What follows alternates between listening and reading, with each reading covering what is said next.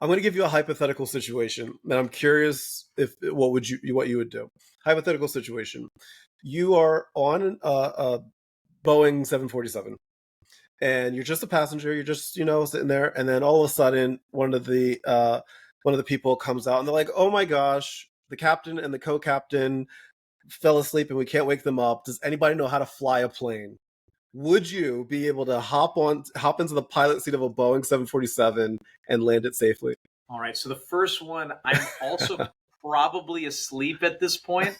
So someone's going to need to wake me up. I assume it screams when the cockpit is currently not Right, being used, right. or only by sleeping people. And maybe I did the standard pilot thing where, like, if you're a pilot and you're on a commercial airliner, and I think this Hmm. goes for all pilots, although there would be some listeners who are going, "This is absolutely not me." But you just like have to somehow allude to the fact that you're a pilot.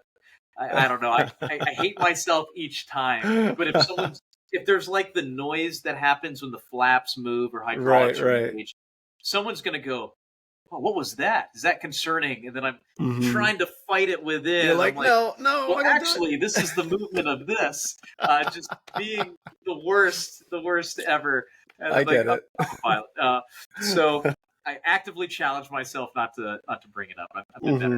Hmm. I feel like if I got in the cockpit of a Boeing 747 or 777 or any other Boeing platforms, I would have a pretty reasonably solid time being Hmm. able to pilot the aircraft. So the Hmm. B-52 is a Boeing platform. So even Hmm. though it's much older, that also means it's very difficult to fly compared to the Right. modern airliners.